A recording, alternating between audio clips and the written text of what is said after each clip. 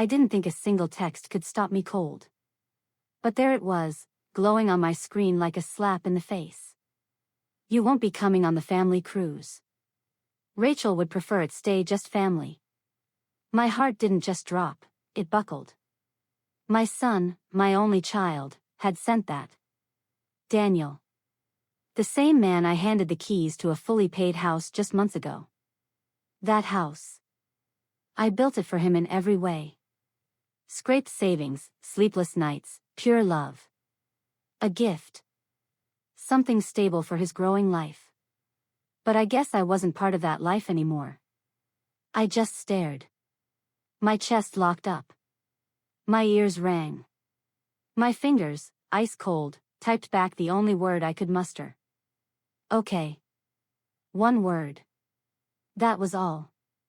But it carried everything I didn't say, the pain, the disbelief, the gut punch of knowing I was only useful until I wasn't. And in my head, I was screaming.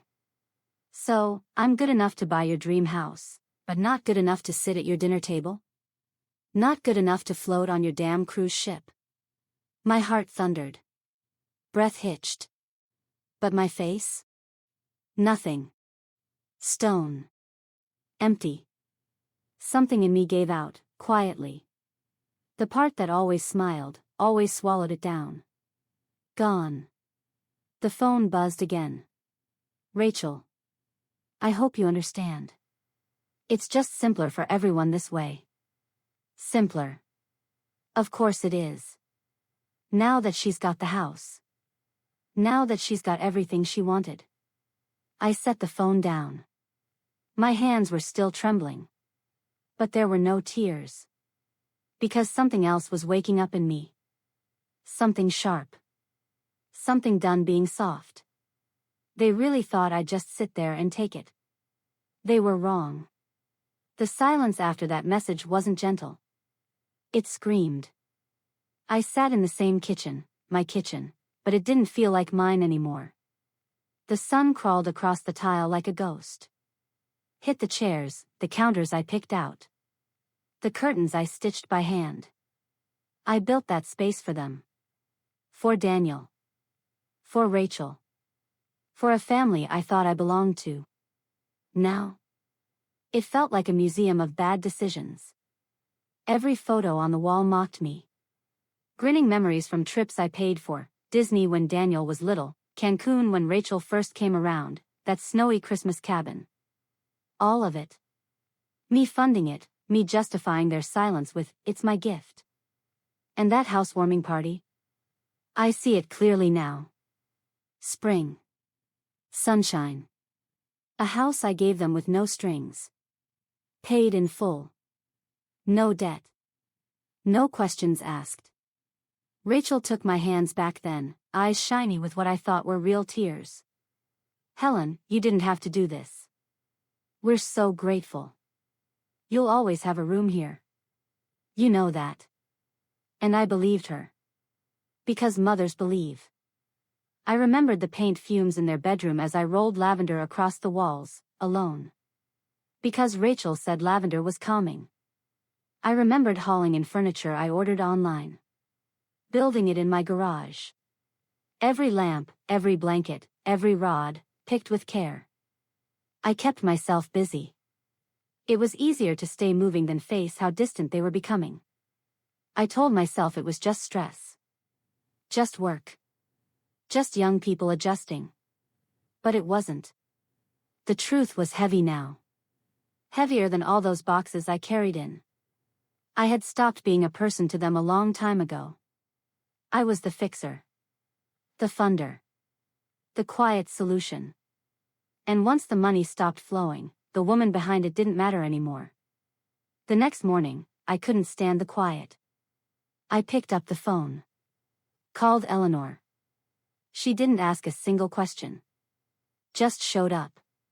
That's the thing about real friends. They know when it's time to speak and when it's time to just show up. She walked straight in, took one look at my face, and knew. "Tell me," she said gently, setting her bag on the kitchen table. I slid the phone over. She read the message slowly. Her jaw tightened. Then her head dropped, like she'd seen this coming. Finally, she spoke. "They've been planning this, Helen." Her words hit like a punch to the ribs. My voice came out thin, smaller than I felt. "I thought it was just Rachel. That maybe she got in his head. But Daniel? He wouldn't." Eleanor's lips pressed together. Her hand reached across the table and wrapped around mine. Steady. Solid. "You raised a kind boy, yes. But you also raised a boy who never had to clean up his own messes. You were always there. Always fixing it. And Rachel? She saw that. She saw someone she could shape. You shrunk yourself for them, Helen. Now they think you belong in that space, small, quiet, grateful." It stung. Because it was true. I had bent myself for years, canceled plans, drained savings, babysat pets, showed up whenever Rachel needed help rearranging her shelves or just couldn't handle everything on her own. Always helpful. Always available. Always ignored. Eleanor's voice dropped. "You need to protect yourself now. Before they take more." I blinked. More? What's left?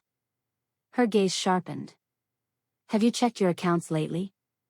Do you even know if your name's still on the title? Your investments? Or are you still letting them handle things?"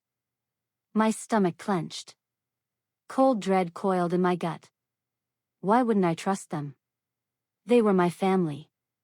Rachel said it was easier for taxes if she managed the bills, I said softly, barely audible. Eleanor let out a heavy sigh, leaning back in her chair. "Helen. Today. You log into everything. And if anything looks wrong, we call a lawyer. No waiting." My hands were trembling again. But not because I was scared. Because I was waking up. This wasn't about being fragile. It was about finally seeing things clearly. I wasn't some naive woman. I just loved too hard. Trusted too deep. And they used that. They were counting on it to keep me in line. To keep me quiet. To make me disappear in my own story. But Eleanor looked at me, waiting for an answer. And something inside me, something long buried, finally caught fire. I sat up straighter. My voice was firm. Clean. "All right. We start today." She nodded. "Good. Because they're not ready for what's coming. And you? You're just getting started."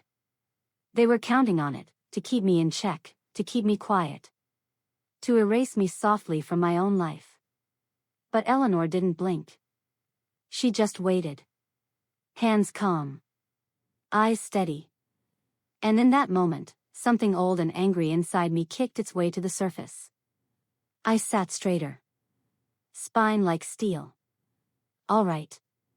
We start today." She gave a short nod, already reaching into her bag. "Good. Because they have no idea what's coming. And you? You're finally stepping in." That night, I didn't sleep. Every time I closed my eyes, it all came rushing back. The message, the lies, Rachel's sweet little performance, Daniel's blank stares. And Eleanor's voice cutting through the static. "You need to protect yourself now." At 2:17 a.m., I gave up pretending. My heart thudded hard. My breath was shallow. I slid out of bed and went straight to the kitchen, grabbed my laptop, and sat beneath the quiet hum of the fridge. For years, I'd let Rachel manage all the household accounts. The bills. The bank logins. The annoying stuff, as she put it. "You shouldn't have to bother with all this, Helen. You've earned peace in your retirement." Always in that syrupy, patronizing voice. Like she was doing me a favor. And back then, I believed her. Because I wanted to believe she cared. But tonight, my fingers hovered over the login screen with something new in them, intent. I typed in my info. Slowly. Hands trembling. The dashboard loaded. Familiar. Friendly. Safe. Too safe. Everything looked normal. At first. But that was the trap. It looked normal because I had never known what to look for. I took a breath, cracked my knuckles, and began digging. Transaction by transaction, I combed through it all, checking, savings, retirement. Most of it felt fine. Grocery bills. Internet. Occasional donations. But then. Tiny transfers. Quiet, regular. Just under the radar. Each labeled things like maintenance, emergency repairs, home upgrade. Except, there hadn't been any emergencies. And the money? It was going to cards not in my name. Secondary user accounts. My stomach turned. My cursor hovered. I clicked to expand. Her name popped up. Rachel. I froze. Ice spread through my spine. My mouth went dry. She had attached her card to my accounts. Quietly. Seamlessly. She had been siphoning money for who knows how long. And it hadn't just been a few hundred here or there. This wasn't oversight. This was method. Skimming. Bleeding. Not for me. Not with me. From me. This wasn't just about skipping a vacation. Or hurt feelings. This was theft. And Daniel? Was he too wrapped up in his own world to notice? Or worse, did he know? Did he know and just not care, as long as the money didn't stop? My chest burned. Not with rage. Not yet. Something colder. I closed the laptop. Slowly. Deliberately. The kitchen was dim, quiet, heavy with memories. Family photos lined the walls like trophies I didn't earn. Vacations. Celebrations. Smiles. All bankrolled by me. And now I saw them differently. Not moments of love. Receipts.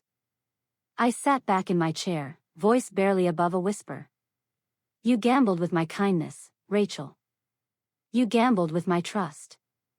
All these years I thought being quiet meant I was being strong. But tonight, I realized something else. Silence can be sharp too. And I wasn't going to be silent anymore. By morning, I wasn't the same. No panic. No confusion. Only clarity. I made a call, casual in tone but heavy underneath. My financial advisor, Mr. Carter, answered with his usual practice cheer. Of course, Mrs. Monroe. What can I help you with today? Just a quick check, I said, voice steady. Daniel and Rachel have been helping with some household bills. I just want to make sure everything's still set up like we planned. There was a pause while he pulled up my file. I sat at my desk, forcing my breathing to stay even while my hands shook just slightly beneath the table. Well, overall things look stable. Though I do see some recent activity. His tone changed. A few larger fund transfers, looks like ongoing renovations. I felt a sting behind my ribs. Renovations? Yes. Substantial ones. Marked as design upgrades and contractor fees. I gripped the phone tighter. And who authorized these transfers? There was a beat. Then another. Technically, you did, he said. Or rather, your authorized representative did. My blood ran cold. Which one? Now he hesitated.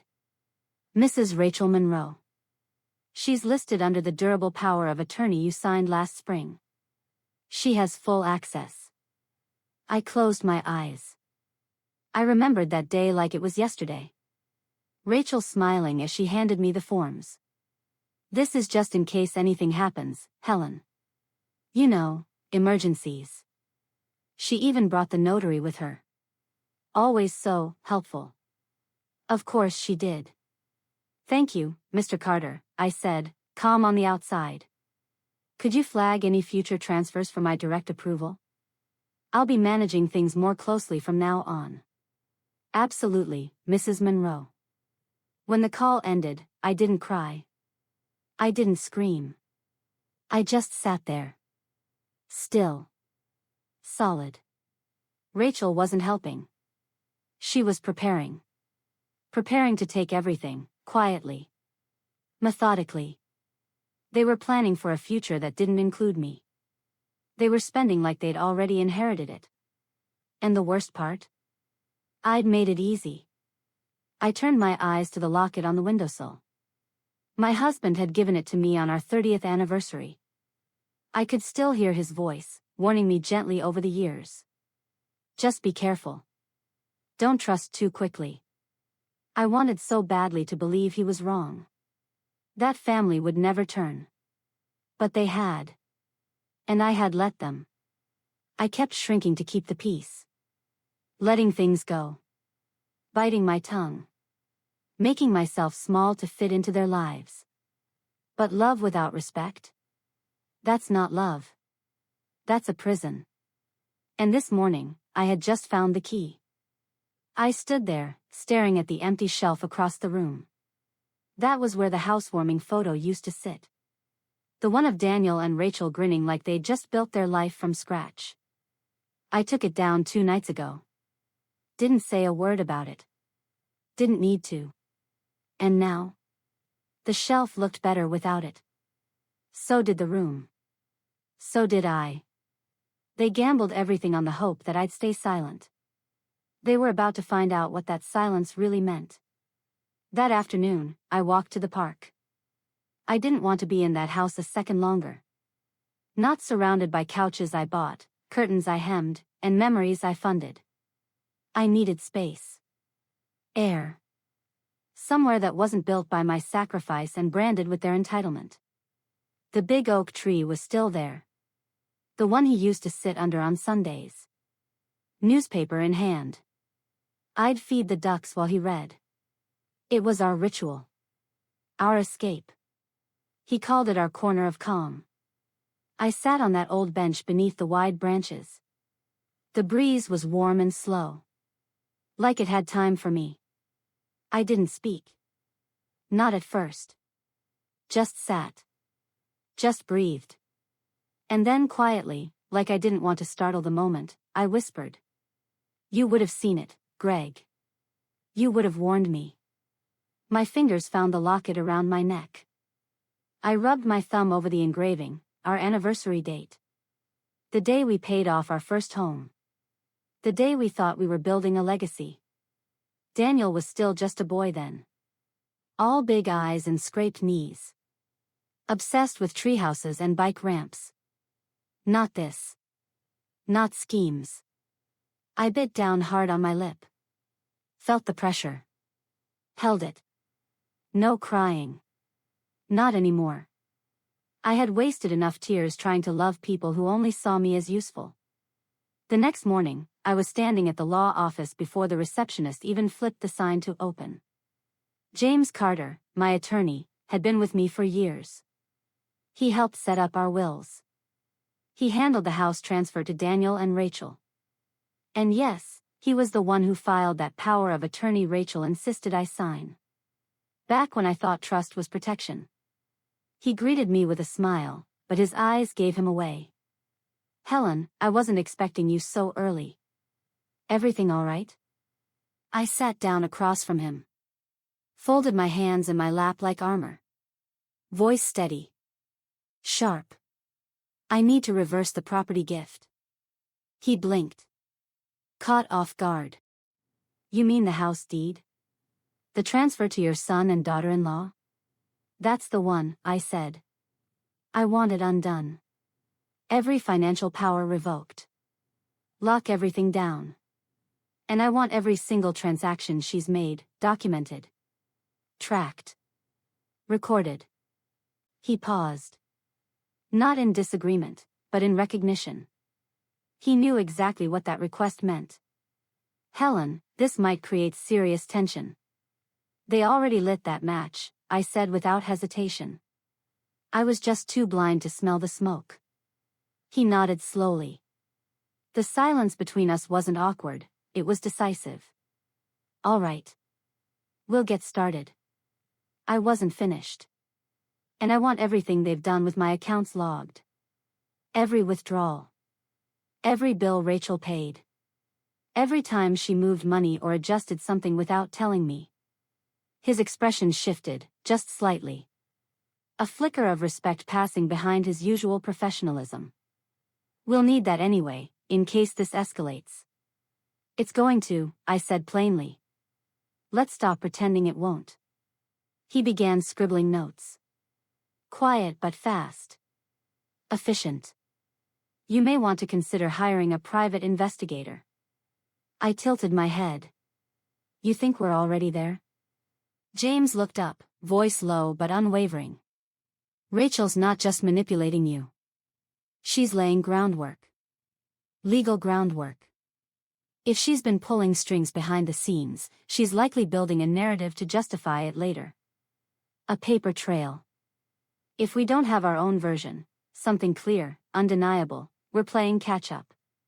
The thought made my stomach twist. Not in panic. In readiness. Do it, I said. Hire whoever you trust. He nodded, already jotting down names. We'll handle everything from our side. The investigator will handle the rest. And just like that, the gears began to turn. Quietly. Efficiently. Relentlessly. By the time I walked out of that office, I didn't feel fixed. But I felt in motion. For the first time in years, I wasn't just reacting to what they did. I was moving. I stepped into my car and let the engine hum beneath me. I let the silence wash over me like a second skin. They wanted quiet. They would get it. But not the kind that cowers. The kind that strategizes. The kind that moves unseen. And hits exactly where it hurts. The next morning, something thin and white waited beneath my door. I spotted it as soon as I stepped into the kitchen. Just sitting there. Quiet. Plain. An envelope. The kind Rachel always used for her helpful paperwork. The ones she made feel like favors but always cost me more than I realized. Taped to the front was a sticky note. Her handwriting. Too familiar. Just sign when you're ready, Mom. It'll make things easier while we're away. My body locked. They were already gone. Off floating on some luxury cruise, drinking cocktails under sunlit skies. Laughing. Toasting. Free of guilt. Free of me. But the game? Still going strong. I peeled open the envelope, careful not to rip the paper. Inside, professionally printed documents. Clean formatting. Calm language. Everything tidy, neutral. At first glance, it looked harmless. Routine adjustments. Updates. Rachel had always known how to dress up control and make it sound like convenience. But as I flipped through the pages, my heart began to slow. Not from calm, but clarity. Buried deep in the legal fluff, phrases like streamlining estate administration and simplification of authority was the truth. A full, permanent power of attorney. Irrevocable. Immediate. She wanted everything. Control of my money. My house. My healthcare decisions. My life. Not later. Not when I was gone. Now. I stood there, holding the papers. Hands steady, voice gone. It didn't feel like betrayal anymore. It felt like strategy. Rachel didn't want to wait for me to die. She didn't want to deal with grief, uncertainty, or questions. She wanted to erase me while I was still here. Quietly. Legally. And Daniel? Was he really that blind? Or had he learned to keep his eyes shut as long as the benefits flowed? The truth didn't matter anymore. Whether by silence or complicity, they were doing this together. They weren't my family now. They were strangers in familiar clothing. Predators with wedding rings and photo albums. I gently placed the unsigned documents back into the envelope. Pressed it closed with care. Left it on the counter. Let them believe I hadn't noticed. Let them believe I was still her, soft-spoken Helen, who smiled, nodded, and signed whatever they handed her. But that version of me? She no longer lived here. The investigator was coming later today. James had already started the legal work, account lockdowns, authority reversals. Now, I had something else to give him. Written proof of intent. Evidence. They didn't know I'd turned the lights on. That I could see everything now. And with this envelope in my hand, I had a match. I sat at the kitchen table, sun spilling through the window onto my face. They thought this was still their game. They were wrong. Quiet isn't weakness. It's strategy. The moment I slipped the documents back into the envelope, something in me clicked into place. Not fear. Not fury. Focus. Crystal clear. They thought timing was on their side. That they'd slip this in while I was alone, overwhelmed, still caught up in the fog. They thought I'd be honored. Grateful, even, to be part of my own vanishing act. But I'd woken up. They just didn't know it yet. By noon, I was back in James's office. He didn't ask why. He just opened the door, took one look at my face, and motioned me in. I sat across from him and placed the envelope on his desk. They tried to get me to sign this while they're out of town. He unfolded the documents, scanning line by line. His jaw tightened. They're bold, he muttered. This isn't just careless. It's calculated. If you had signed this, Helen, they would have had the legal right to sell your home. Clear out your accounts. Even place you in a care facility without your consent. He looked up, searching my expression for panic. But I wasn't panicked. I was calm. Then we move faster, I said simply. He stared at me for a second, then smiled. Not out of pity. Out of respect. We're already in motion, he said. The house reversal filing is underway. Joint account authorizations are being frozen. The investigator has already started the financial audit. But after this. He held up the document.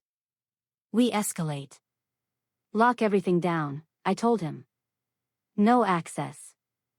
No loopholes. Nothing moves unless I move it. He nodded quickly, taking notes.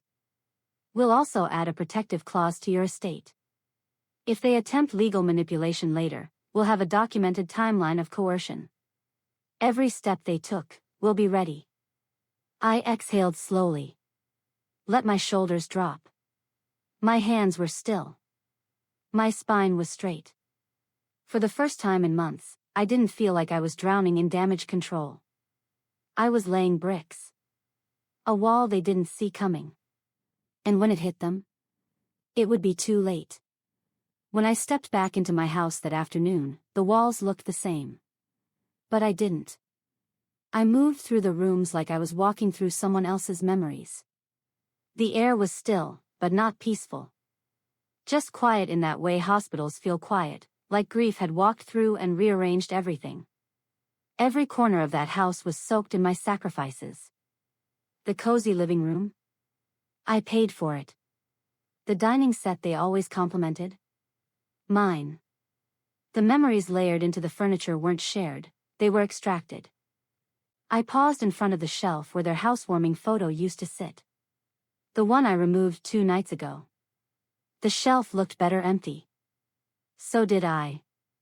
I opened a drawer and pulled out the photo one more time. Looked at their smiles. So polished. So rehearsed. You really thought I was here to serve you, I whispered. My thumb paused over Daniel's face. You thought I'd never say no. Then I flipped the frame and slid it to the back of the drawer. Where it belonged. 2 days passed. Then my phone rang. I knew the number immediately. The investigator. I answered before the first full ring. Mrs. Harper, he said, tone low. You'll want to hear this. I pulled the curtains closed. Instinct. Tell me. He didn't warm me up with niceties. He went straight in. Your daughter-in-law listed the property as collateral for a second mortgage. The process is already moving. Paperwork was filed last week. I froze. Not physically. Just internally. Like my brain had to buffer the words. She's borrowing against the house?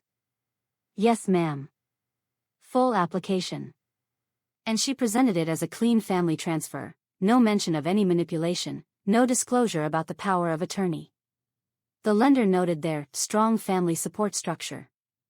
My jaw clenched. They weren't just draining me. They were building new debt on the bones of my old generosity. If I hadn't moved when I did, I could have returned home to a foreclosure sign on the front lawn. And legally, they'd have walked away untouched. Do they know I'm aware? No, ma'am. As far as they're concerned, you're still at home, resting. Good. Let's keep it that way. We hung up. I didn't move for a while. Just sat in the glow of the living room. Just listened to the hum of the fridge. This wasn't betrayal. It was daylight theft. But oddly enough, I wasn't panicking. Not anymore. I was ready. They weren't careful because they thought I'd never check. Never question. Never act. They thought I'd stay small. But they forgot. When a woman like me finally says no, it's already too late for the ones who counted on her silence. I stood slowly. Smoothed my blouse. Looked out the window. Right at that house I gave them. And I smiled. You gambled with my gift, Rachel. Now I'm gambling with your future. That night, I didn't turn on a single light. I sat by the window. Watched the street lamp stretch long shadows across the pavement. The world outside kept spinning. People laughed. Dogs barked. No one knew that inside these walls, there was a reckoning blooming in silence. And for once, I didn't feel scared. I felt aligned. They thought their soft voices and concerned glances would leave me unsure. They thought the paperwork they tucked under friendly post-its would confuse me. But they were wrong.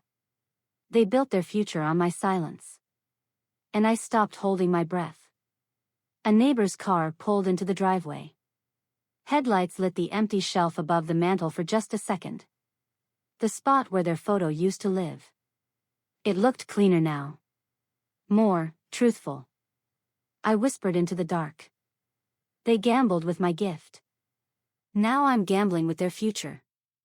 Saying it out loud felt good. Solid. Like putting the final piece into a lock I'd been twisting for years. I had spent decades mistaking usefulness for love. Mistaking obligation for connection. But being needed isn't the same as being loved.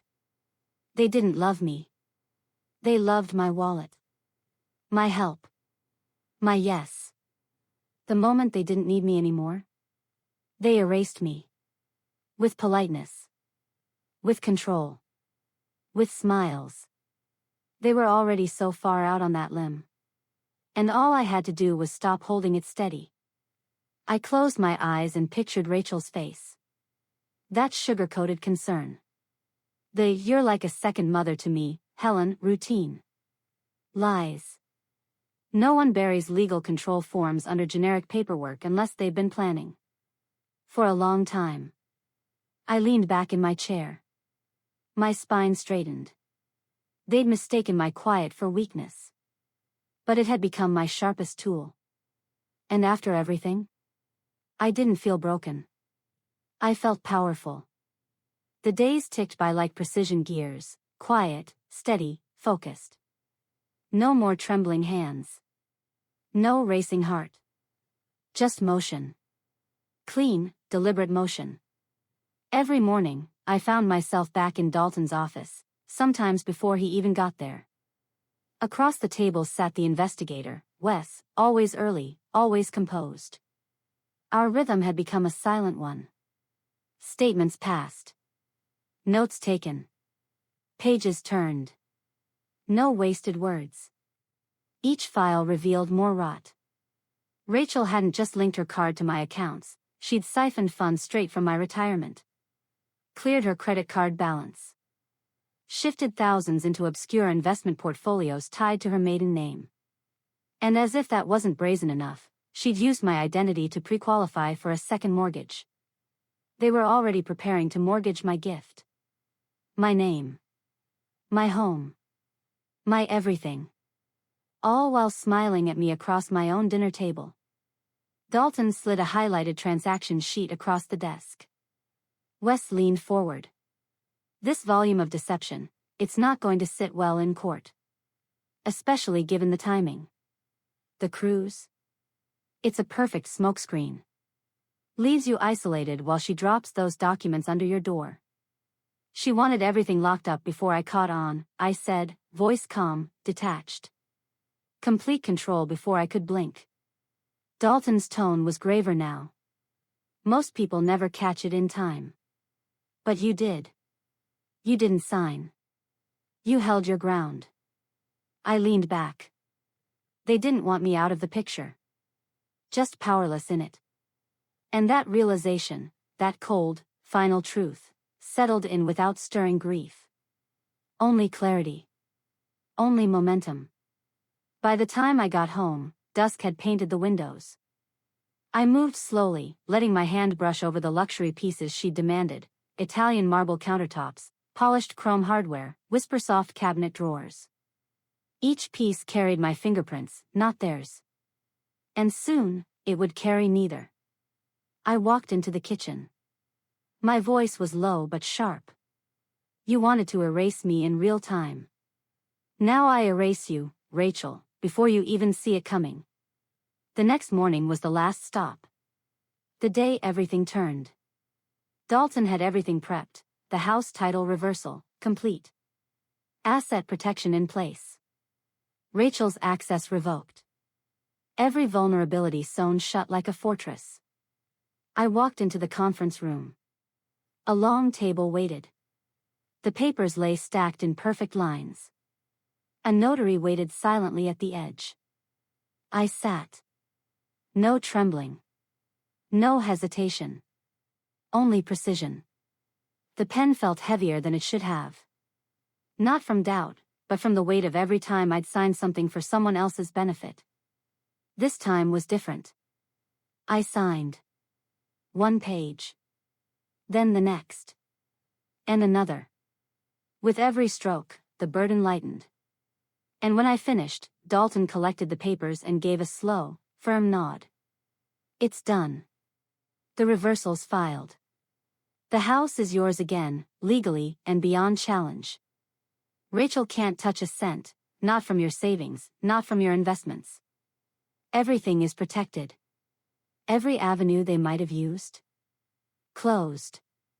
I looked out the wide glass window behind him. The street buzzed faintly in the distance, but inside this room, everything felt still. And if they push back? I asked.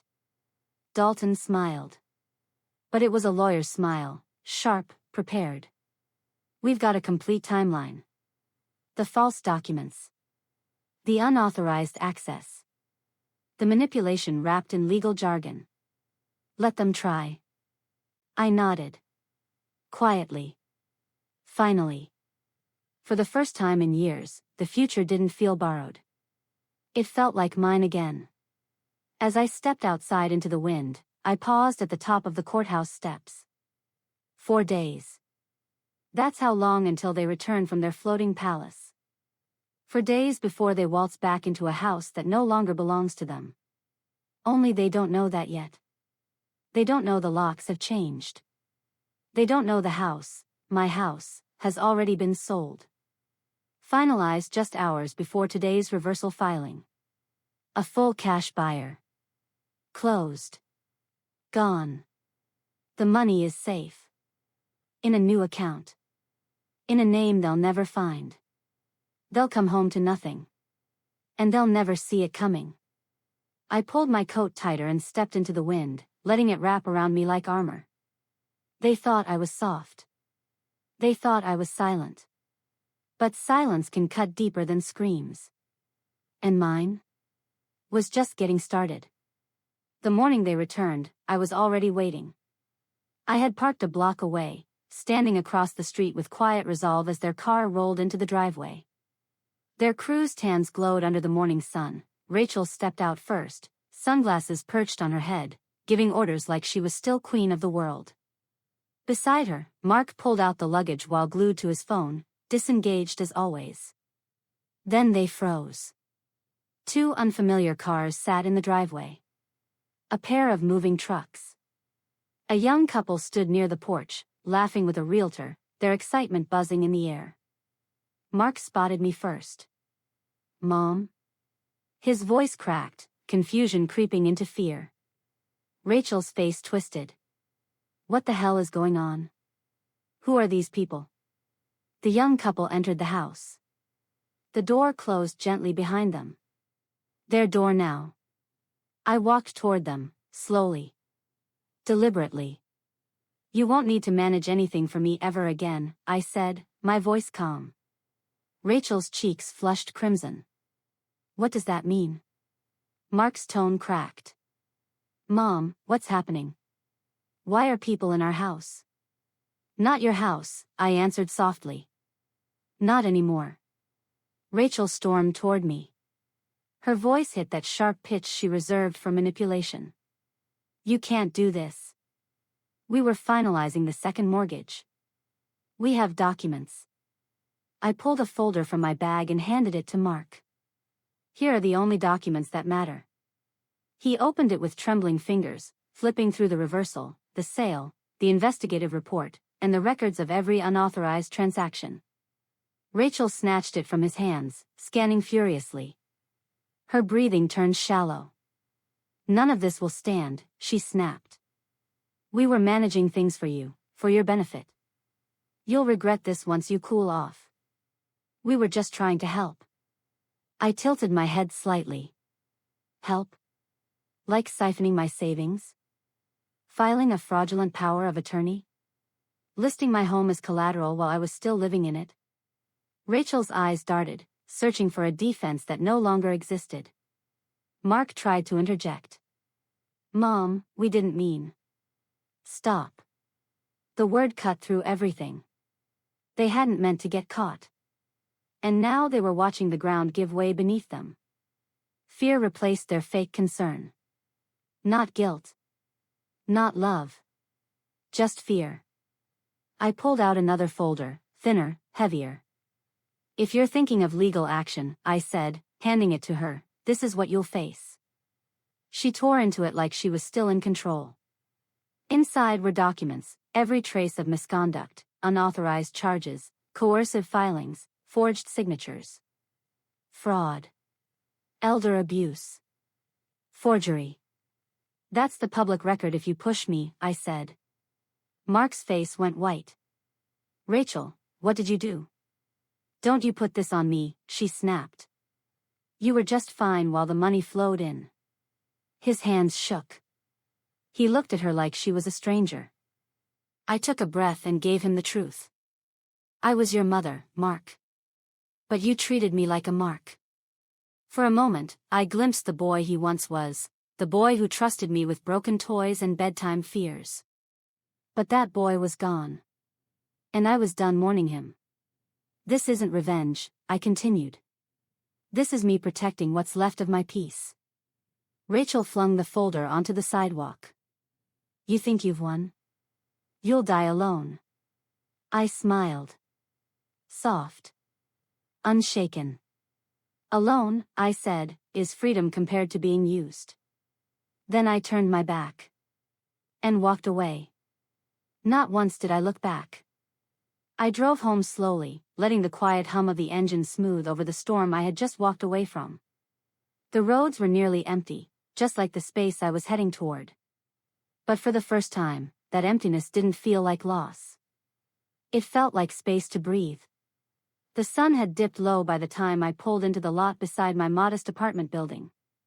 No marble floors, no sprawling kitchen island, no curated decor. But it was mine.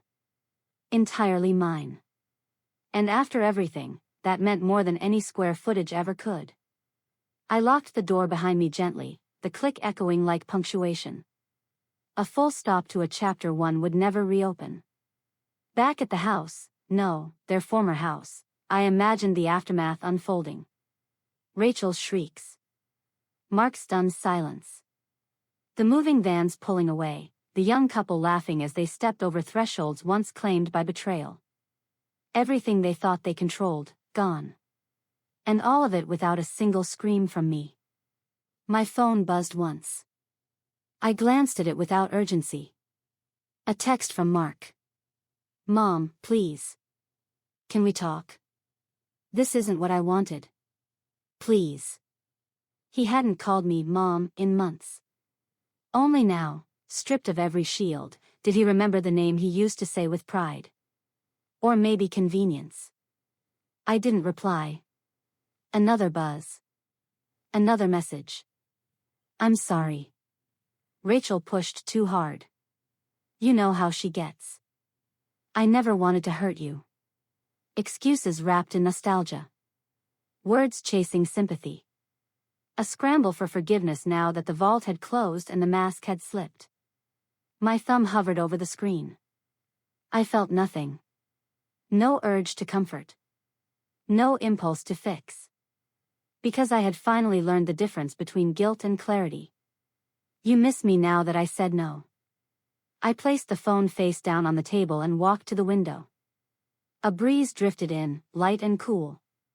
Outside, I heard the echo of children laughing somewhere nearby, real, spontaneous joy. Nothing performative. No agendas. Just life. Behind me, the room was quiet. But not the suffocating kind. This was a gentle stillness.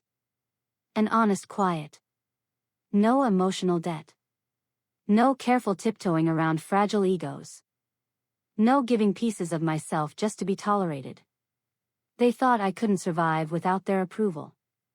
But the truth? I had been slowly drowning in their conditional love for years. Every gift I gave. Every compromise I made. Every night I stayed silent to keep the peace, all of it had been turned against me. And now? Stripped of all the roles I was expected to play. I had never felt more whole. Let them spin their stories. Let them lash out and rewrite timelines. They were no longer my concern. Because there's nothing left for them to take. And nothing left in me that's willing to be taken. I stood at the window for a long time, watching the streetlights flicker to life one by one. There was a kind of grace in starting over, an elegance in peace that had no price tag. I whispered into the quiet like a vow. Quiet doesn't mean weak. And this time, I didn't just say it. I knew it.